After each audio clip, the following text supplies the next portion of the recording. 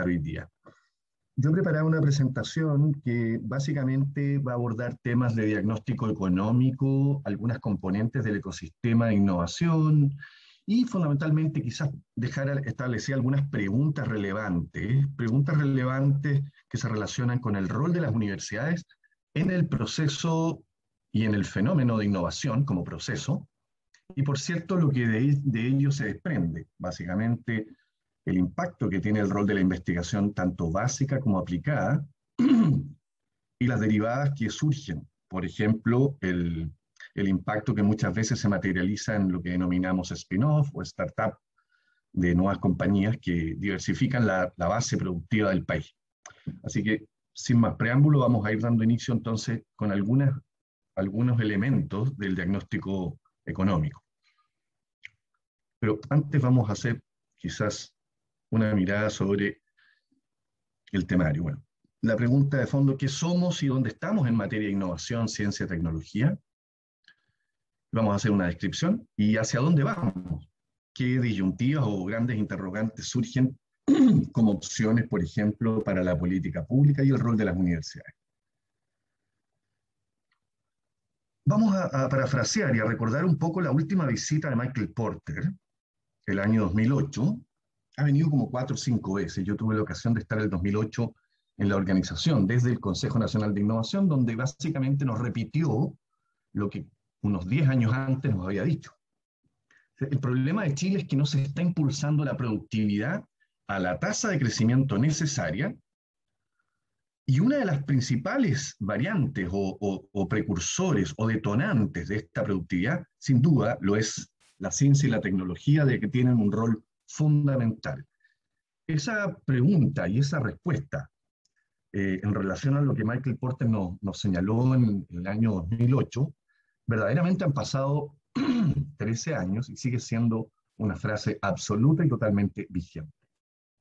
Tenemos un déficit en materia de productividad muy significativo. Por otro lado, Joseph Schumpeter, economista austríaco, el año 1911 señala lo siguiente: dentro del campo de la economía dice, existe un creciente consenso de que junto con la acumulación de capital, el capital y trabajo, podríamos decir, como factores productivos, es el progreso tecnológico y las innovaciones subsecuentes las que constituyen las fuerzas centrales del proceso de crecimiento económico y, por tanto, el aumento de bienestar de las naciones.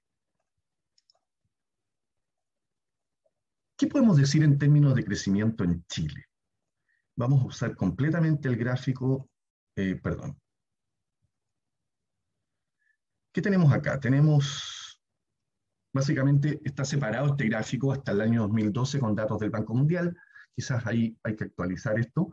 Pero básicamente la tendencia nos está mostrando 2 ciclos bien importantes. Uno, a partir del año 1982 aproximadamente, década de los 80, un crecimiento económico de Chile bastante espectacular, comparativamente hablando, de 5,8, y hemos derivado en los años recientes, desde los años 2000, después de las 2 o 3 grandes crisis, después de la asiática y sin duda después de la subprime, tenemos una tasa de crecimiento en promedio del orden del 3,1%. Lo que tenemos a continuación es básicamente una estadística comparativa entre lo que es el crecimiento y el PIB per cápita de Chile versus Corea, donde vemos que por allá por los años 80, básicamente éramos economías muy similares en términos de tasa de crecimiento.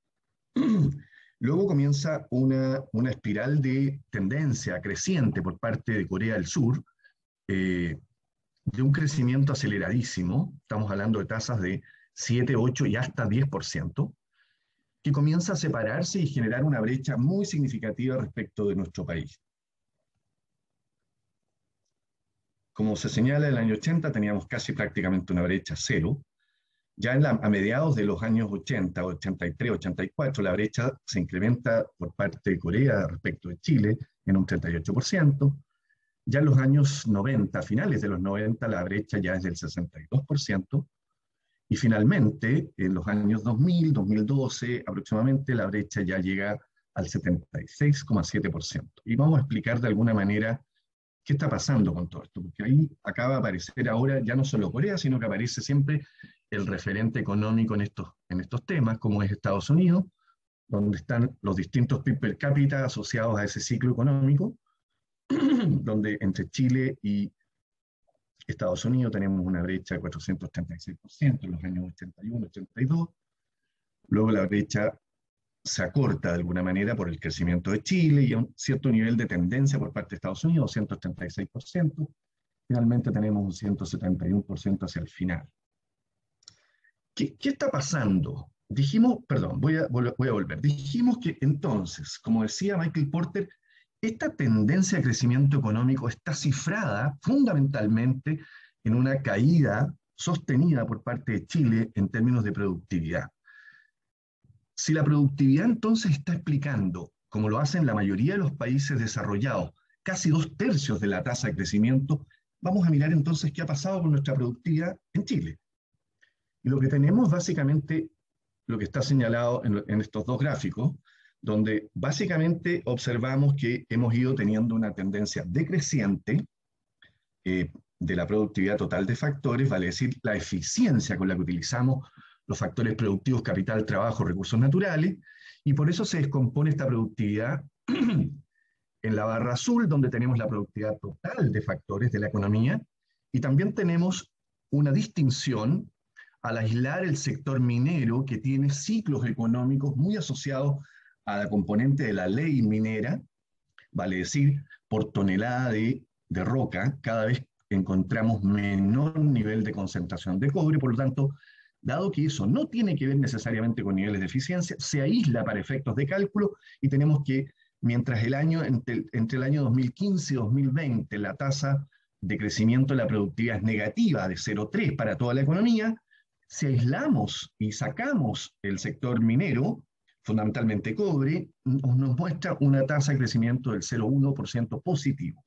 Es bien importante esta distinción porque muchas veces se confunde en términos agregados en economía. Aparentemente tenemos ciertos niveles de ineficiencia que no son tales. Hay otros sectores de la economía cuya productividad está creciendo, quizás no a la tasa deseada, pero muchas veces la componente minera ensucia los datos y nos muestra cierto nivel de ineficiencia que no es tal. Y allí entonces la preocupación de hacer este aislamiento estadístico. Sin embargo, la tendencia, tanto en las barras azules como en las de color marrón, vemos que hay una caída hacia los últimos años que no es despreciable. Y si uno quiere entrar a explicar, bueno, si la productividad ha caído y esto ha tenido un impacto en el crecimiento, la pregunta entonces que surge es, bueno, ¿y qué está pasando con la productividad? ¿Por qué tenemos tasas decrecientes de productividad o de eficiencia? Y la pregunta es, o la respuesta que podríamos intentar dar, es que se relaciona íntimamente con la matriz productiva de Chile. Tenemos una economía exacerbadamente concentrada en recursos naturales, con muy poco valor agregado, frase que ustedes habrán escuchado por decenas de años. Sin embargo, además de tener bajo nivel de valor agregado, por tanto, tasa de progreso tecnológico y de innovación muy baja, además tenemos una dependencia estructural de mercados, de commodities, cuyos valores y precios se transan fuera de nuestra frontera y por tanto somos presa de los países. Tenemos bastante poco control de aquello. Entonces, una respuesta a la productividad, sin lugar a duda, lo es la innovación, la transferencia tecnológica, la difusión tecnológica y detrás de todo ello, la investigación y desarrollo de carácter aplicado y experimental. Frases interesantes que nos pueden motivar ciertas preguntas, como por ejemplo, ¿cómo se ha desarrollado Chile? Y de alguna manera algunas hipótesis que plantean destacados economistas, tanto internacionales como nacionales, es que Chile ha crecido en base a su modelo exportador. Somos un país pequeño, aproximadamente 17 millones de habitantes, por lo tanto nuestro mercado es bastante reducido y nuestra posibilidad real y creciente de crecimiento económico pasa por producir cantidades superiores a la demanda interna y que son naturalmente exportadas. Y eso implica que tenemos que venderle cosas al resto del mundo. Tenemos más de 68 tratados de libre comercio, que con creces es un mercado mundial que excede la capacidad de producción que tenemos. Sin embargo, es importante saber qué es lo que exportábamos hacia los años 60. ¿Y qué estamos exportando hoy día? ¿Y qué es lo que debiéramos exportar hoy si quisiéramos seguir creciendo y mantener tasas del 5 o 6%? Este gráfico que viene ustedes mismos lo pueden visitar y lo pueden inclusive construir en el sitio web del profesor Ricardo Hausmann de la Universidad de Harvard. Ellos desarrollaron una modalidad gráfica para mostrar la matriz de exportaciones de cada país. Y como ustedes pueden apreciar, tenemos un nivel de concentración en cobre y sus derivados extremadamente alta hacia los años 60, con un PIB global de la economía del orden del 0,6 billones de dólares. Eso es en los años 60. Si vamos más adelante, vamos a ver que Chile en los años 80, vale decir casi 20 años después, si bien ha crecido nuestro PIB de 0,6 a 4,6 billones de dólares, nuestra concentración en lo que dice relación con minerales, fundamentalmente cobre, no ferrosos, y derivados de cobre, sigue siendo extremadamente alta, y una pequeña fracción asociada a maderas, fruta, a productos alimenticios, fundamentalmente manzanas, uvas, algo muy menor de cobre procesado que no alcanza más allá del 1,4% de nuestra economía. Por lo tanto, han pasado 20 años y seguimos extremadamente concentrados en cobre. Si nos vamos casi 15 años después, si bien nuestro PIB ya ha crecido a 15,9 billones de dólares, seguimos mirando y observando una alta concentración sobre el 36% en derivados y mineral de cobre. Vale decir, seguimos con una canasta exportadora extremadamente restringida, muy poco diversificada y lo que es peor, menos sofisticada. Y han pasado casi ya 30, 40 años. El año 2016, si bien una vez más nuestro PIB vuelve a crecer, ya estamos en los 58,5 billones, entendamos un billón de dólares, 1.000 millones de dólares, 58,5 billones, nuestra economía no ha cambiado radicalmente. Seguimos con un 31 o 41 o casi 50% de nuestra economía altamente concentrada en cobre. Empiezan a aparecer algunos productos del mar con algún grado de procesamiento. La industria del vino comienza a tomar y a cobrar vigor. La industria frutícola, particularmente en esta región muy importante, comienza a tener una presencia en la canasta exportadora relevante. Sin embargo, no a la tasa de crecimiento que hubiésemos deseado casi 40 años después o 50 años después. Miremos un poco lo que pasa con una economía que no es normalmente utilizada para efectos de comparación, pero muy interesante por su evolución. El año 62, el país denominado Turquía tenía un PIB bastante parecido al nuestro. Nosotros teníamos 0,6 billones, ellos tienen 0,4. Y esta era la matriz exportadora: algodón, nueces, algunos derivados y residuos de tabaco, algunos minerales, fundamentalmente ferrosos, crianza animal y sus derivados bovinos, algunas exportaciones de algodón asociadas a productos derivados de tipo textil, pero básicamente era eso, ¿no? Algodón, nueces y tabaco, 0,4 billones. Si avanzamos hacia los años, hacia los años 80, igual como comparábamos con Chile, la economía ya se ha diversificado bastante más y muy aceleradamente, con un PIB que crece de 0,4 a 3,2 billones. O sea, en 20 años este país comienza a dar una señal bastante más equilibrada en su matriz exportadora. Ya no es solo algodón, ya es hilo de algodón y alfombras anidadas. Los productos de frutos secos, el tabaco comienza y sigue tomando fuerza, las frutas, legumbres, algunos variados minerales ferrosos siguen siendo importantes y empiezan a aparecer y a emerger pequeños cuadraditos asociados a productos de la industria textil y de la vestimenta, fundamentalmente para el trabajo, que empiezan a dar señales de un derrotero, de una trayectoria económica por allá por los años 80. Vamos a avanzar entonces de los años 80 a una Turquía del año 1995, para efectos de comparación, al igual que con Chile. Ya el PIB ya ha crecido suficiente, estamos en 20,9 billones, y ustedes pueden ver cómo cambió la matriz.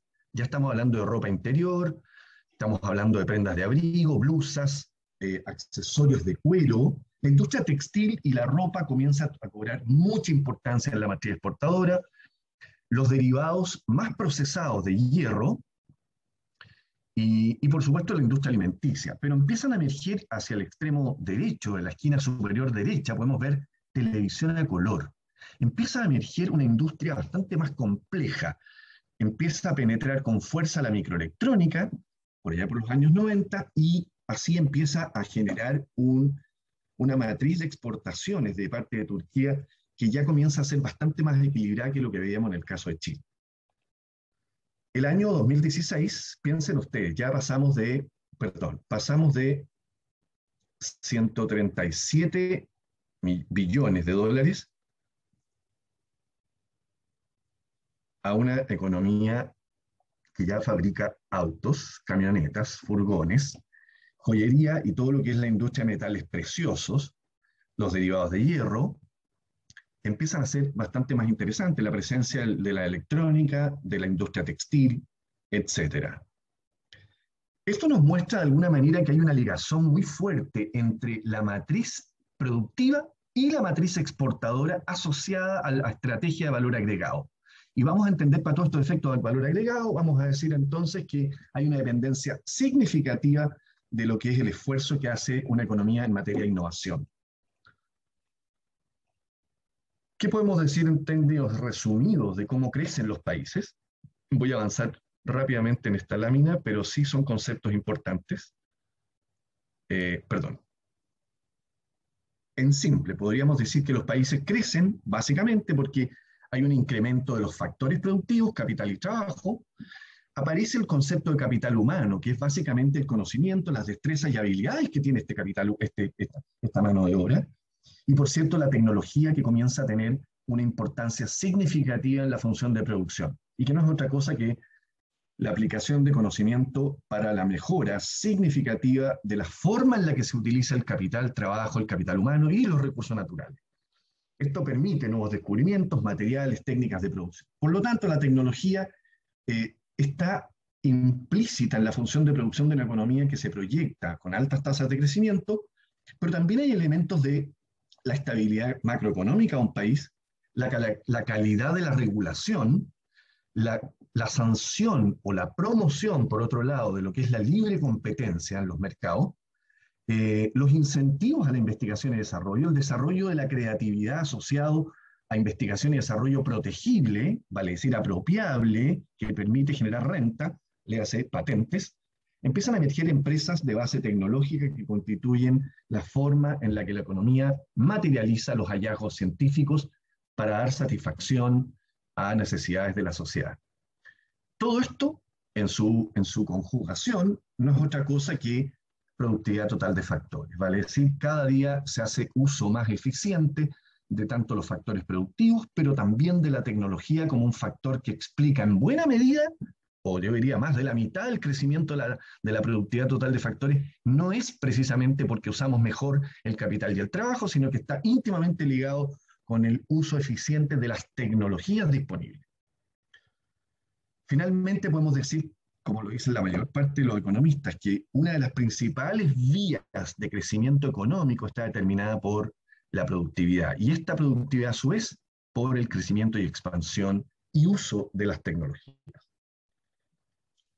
¿Qué nos permite entonces decir el avance de la tecnología y la productividad? ¿De qué manera nos impacta? Mejora nuestro nivel tecnológico en todos los sectores donde podemos ser o somos competitivos.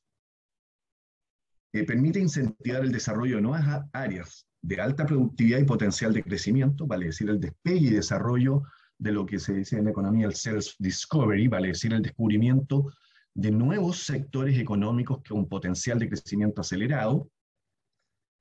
Y por supuesto, este proceso puede ser no solo haciendo desarrollo endógeno o intramuro país, sino que por cierto también a través de la absorción de tecnología y de conocimiento, la cual puede venir incorporada en la inversión extranjera directa o derechamente en procesos de adopción trayendo tecnología desde el exterior. Pero por cierto, nunca está de más dejar de señalarlo, la creación de tecnología idiosincrática propia de las necesidades de nuestro país juega un rol importante. Ambas cosas requieren de invertir en innovación y, por cierto, en investigación y desarrollo, que es el proceso, aunque no es lineal, sí está en la fase anterior. Estas dos cosas, invertir en innovación y en investigación y desarrollo, si bien nos permiten generar conocimiento, también requieren de conocimiento. Y ese conocimiento lo entendemos como incorporado en el capital humano. Vale decir, el rol de la educación pasa a ser significativo a la hora de explicar cuánto somos capaces de usar y de desarrollar tecnología. Y la pregunta de fondo, ¿cómo estamos en Chile en estas cosas? Bueno, aquí hay una frase del Economist donde dice, sectores económicos en Chile han perdido productividad en los últimos 3 años. Un trabajador chileno, solo un dato, produce en promedio $19 por hora trabajada. En Estados Unidos 60 en el mismo tiempo. Ya muestra una productividad laboral con una brecha significativa. En materia de productividad, lo que podemos ver en el gráfico de la izquierda es una tendencia acelerada en los años 90, parte de la década de oro de Chile, tasa de crecimiento sobre el 7%. Sin embargo, lo que vemos hoy por hoy es un estancamiento y en buena medida, en términos agregados, en el gráfico de la derecha vemos una caída en la productividad total de factores, donde tenemos separado la componente de crecimiento económico tanto por el capital como por el trabajo, y el resto, cuánto hemos caído en términos de eficiencia. Si ustedes ven la barra verde, en la década de los 90 al 2000, muy significativa, explicando casi más de la mitad de nuestro crecimiento, si lo miramos hacia el año 2000 y los 15 primeros años de los 2000, vemos una caída significativa del orden de 0,1% de productividad. No estamos muy bien entonces en materia de productividad. ¿Qué tenemos en términos empresariales? La mirada internacional nos muestra que, por ejemplo, las principales compañías, las compañías más importantes del mundo tienen menos de 25 años. ¿Cómo estamos en Chile? Casi no hay ninguna empresa que tenga menos de 25 años. Mire ustedes, Copec, año 84, 60. O sea, la tasa de renovación de nuevas empresas en Chile es bastante baja. Esto tiene directa relación con el nivel de desarrollo de nuestra economía materializado a través de la emergencia de nuevos sectores y sectores que materializan su esfuerzo a través de nuevas compañías. En materia de investigación y desarrollo, aquí tenemos el gráfico donde, comparado naturalmente con la OECD, dato 2016, porcentaje de gasto en investigación y desarrollo respecto al PIB, tenemos una Corea rankeando sobre el 4,34% de su Producto Interno Bruto y tenemos a un Chile con 0,36%, cifra que lastimosamente no ha variado mucho en la última década. Sin embargo, uno diría, bueno, hoy día hablamos mucho más de innovación, se habla de tecnología, sí, por cierto, pero somos grandes consumidores de tecnología, pero desarrolladores bastante bajo, y esta cifra lo deja de manifiesto. Si miramos entonces otro gráfico que nos muestra nuestro nivel de gasto en investigación y desarrollo en la PSISA, como porcentaje del Producto Interno Bruto, y en el eje de la Y miramos el número de investigadores por cada 100 trabajadores, podemos ver a Islandia, Finlandia, por acá arriba, Corea, país con el cual nos comparamos al inicio, Japón, Estados Unidos, y nos vemos acá abajo con un Chile muy posicionado, casi en la esquina del gráfico, menos del 0,5% del PIB invertido en investigación y desarrollo, y 1,1 investigador por cada 100 habitantes de la población económicamente activa. Esto empieza a explicar de alguna manera por qué tenemos tan baja capacidad de innovación, baja escala en materia de investigación y desarrollo, bajo nivel de creación de nuevas empresas basadas en ciencia y tecnología comparativamente con los demás países. Una mirada rápida de la evolución del gasto en investigación y desarrollo nos muestra que Chile, de alguna manera, como gasto total y como ratio respecto al PIB, tuvimos un momento de gloria, y nuestro momento de gloria fue el año 2013, donde estábamos en 0,39. La pregunta de fondo que uno diría, a un nivel de crecimiento de PIB per cápita, del orden de los $20.000 nominales, como es el caso de Chile, si uno compara el crecimiento que debiéramos tener en gasto en investigación y desarrollo, debiera bordear a ese nivel de PIB per cápita, comparativamente con otros países, nosotros deberíamos estar en el 1,2, entre el rango del 1,2 al 1,5% de nuestro PIB gastado en investigación y desarrollo. Y lo que vemos es una tasa decreciente al 0,36. Por otro lado, si miramos y separamos en este gasto total, comparativamente con los países de la OCDE, entre empresas, instituciones de educación superior y otras, que involucra básicamente al Estado. Y miramos quiénes son los ejecutores del gasto en investigación y desarrollo, En Chile, claramente, las empresas ocupan un lugar bastante poco destacado. No superamos el 35%. Comparamos con Israel, donde prácticamente el 88% del gasto en investigación y desarrollo lo desarrollan empresas.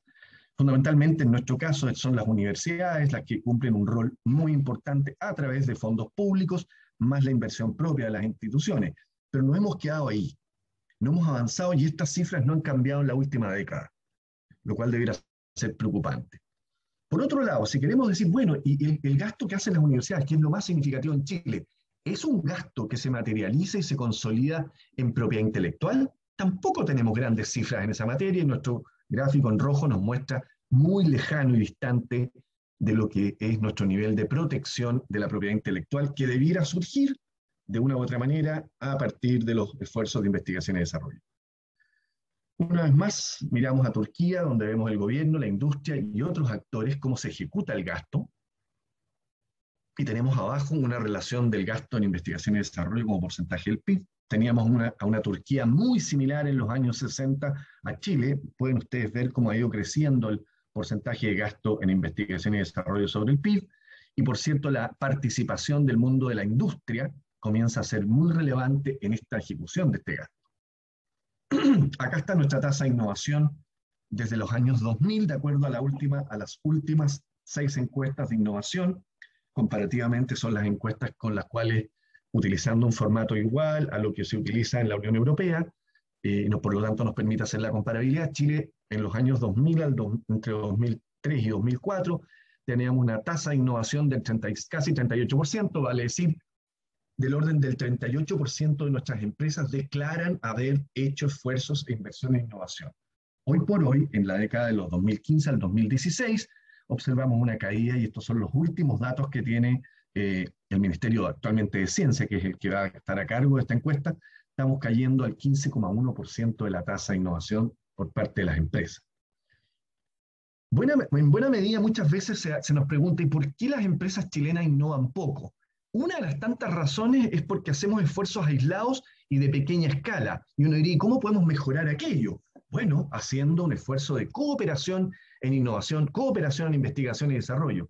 Bueno, pero para eso se requiere confianza. Las empresas no van a cooperar ni en investigación básica, ni en investigación aplicada, y mucho menos en innovación si son competidores y rivales. Además, cada una de las empresas con su propia estrategia oculta, sin entender que muchas veces el mercado destino no es el mercado local, sino que la guerra grande se libra en fronteras de mercados externos. Sin embargo, la colaboración en Chile es muy baja. ¿Y por qué? Bueno, pues tenemos elementos ancestrales, tenemos un nivel de desconfianza, donde prácticamente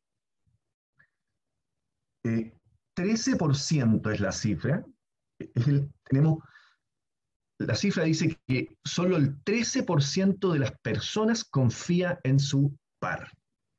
Y esto nos posiciona en un nivel de colaboración, por tanto, muy bajo, porque la colaboración permite generar escalas de producción, escalas de esfuerzos de investigación que son relevantes.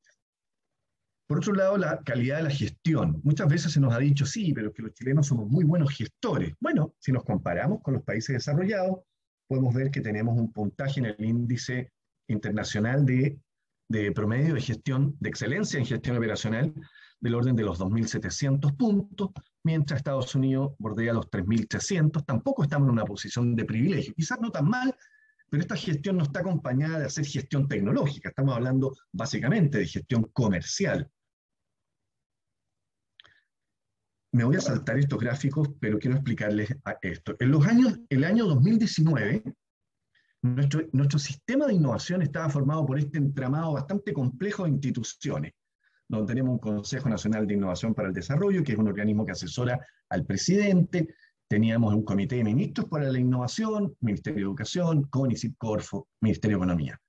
El gráfico ha cambiado en los últimos tiempos, por tanto, el entramado institucional con el cual las empresas interactúan, las universidades, las personas, los centros de investigación, ha cambiado un tanto, a pesar de que el gráfico no lo va a hacer evidente, pero hoy día tenemos esta otra configuración donde aparece el Ministerio de Ciencia y Tecnología, Innovación y Conocimiento, que hoy día aglutina al ex CONICYT a través de la Agencia Nacional de Investigación y Desarrollo, ANID, Y el resto de las instituciones siguen trabajando y funcionando básicamente de la misma forma. Muchas veces se ha apostado que es un mal diseño de nuestra institucionalidad o de nuestro sistema de innovación el responsable de tasas de innovación más bajas. El problema es que los actores relevantes no son los que están acá. Estos son facilitadores, son generadores de orientaciones de política, de estrategia, son los que están abajo. Y fundamentalmente las empresas las que tienen que recoger este llamado, esta oportunidad económica mundial de que a través de innovación se incrementa la productividad, se diversifica la producción y además se diversifican los mercados de destino. Muchas veces la pregunta entonces, si no logramos contestarla por el lado del capital o del financiamiento, digamos entonces, ¿por qué en Chile se innova poco o por qué no innovamos más? Si tenemos una gran cantidad de instituciones y de instrumentos de apoyo.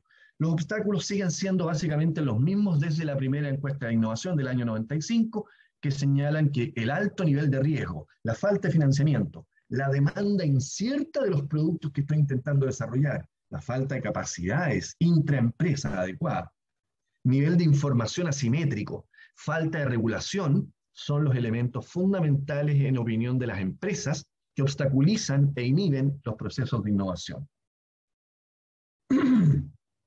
¿Qué desafíos tiene entonces la política pública para intentar dar respuesta a esos obstáculos? Hay una masificación de la innovación que debe llevarse a cabo y de investigación y desarrollo, particularmente por el sector privado, y por tanto debiera apoyarse la demanda por innovación.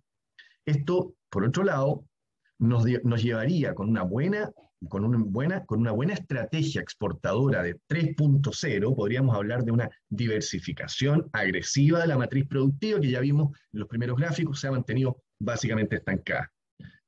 Por otro lado, el conocimiento que se crea en las universidades a través de los investigadores tiene que ser, si bien creado, tiene que ser utilizado y conectado a través de la aplicabilidad de ese conocimiento. Y para eso tenemos que ser capaces como país de recuperar el talento internacional que muchas veces lo dejamos escapar, se quedan fuera los doctores por oportunidades no solo laborales, sino que también de renta, y finalmente hacemos un esfuerzo de inversión a través de Becas Chile, pero tenemos muy poca capacidad de atraer con ofertas interesantes a estos investigadores.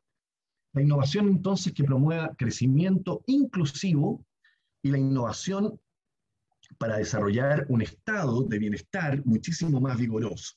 Esto requiere naturalmente una estrategia y de una política de ciencia, tecnología e innovación que comprometa un esfuerzo de Estado, no de gobierno, más permanente de Estado, con una mirada de mediano y largo plazo, con una visión e indicadores claros para que el país pueda monitorear el esfuerzo que está desarrollando. Acá hay algunos datos que muestran básicamente el gasto en ejecución por parte tanto del Estado, algo vimos de aquello, las instituciones de educación superior, la empresa. En general, yo diría que el Estado todavía tiene la responsabilidad cercana al 70% del gasto total que se hace en Chile, lo financia el Estado y lo ejecuta el Estado.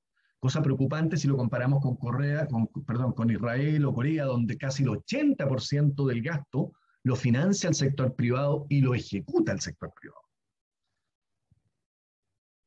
Acá tenemos un poco una mirada también sobre la descomposición de lo que es el esfuerzo que hace nuestro país, tanto por sector de financiamiento como por el sector de ejecución. Y básicamente me voy a tomar el gasto total en investigación y desarrollo. Tenemos que básicamente el 48% es ejecutado por el Estado, las instituciones de educación superior del orden del 15%, en términos de financiamiento, y casi 47% de ejecución por parte de las universidades, un 13% del Estado y un verdaderamente mezquino 33% de la ejecución por parte de las empresas. Fíjense en esas dos cifras, son para quedar pensando. 30% del total de la investigación y desarrollo en Chile la financian las empresas, 30% del total, y solo el 33% es ejecutado por las empresas. Estas cifras son completamente distintas y diferencias y asimétricas con países de la OCDE.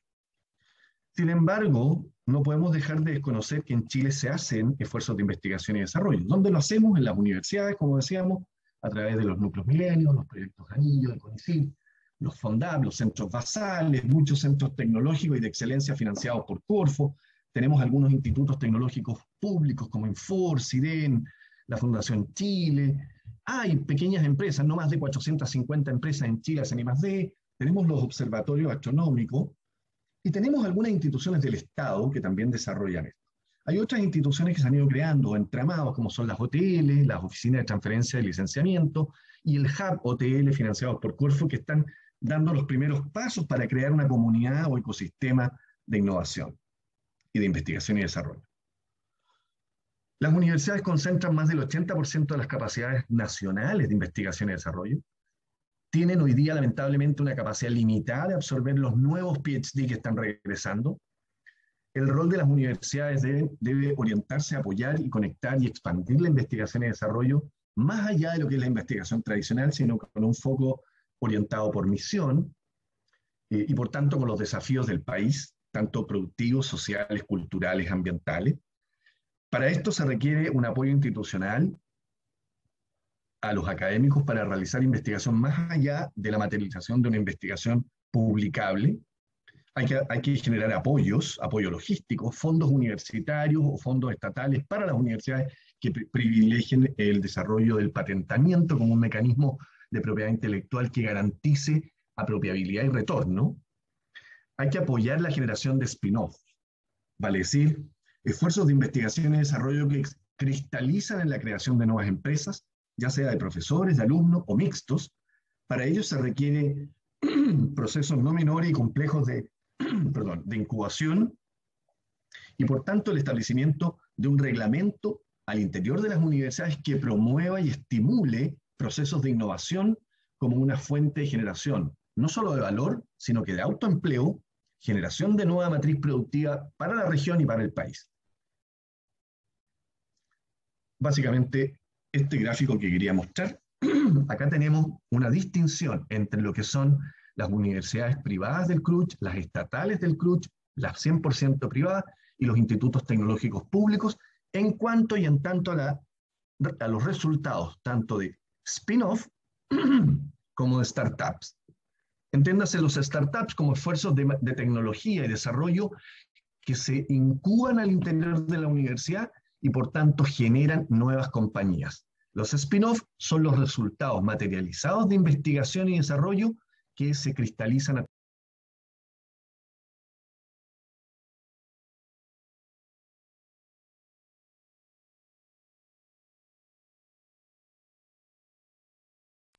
Perdón. Si bien vemos que la gráfica ha ido creciendo, tenemos una participación creciente en las universidades privadas y las universidades estatales del CRUCH básicamente se han mantenido en cuanto a licenciamiento y licenciamiento para startups y para spin-off.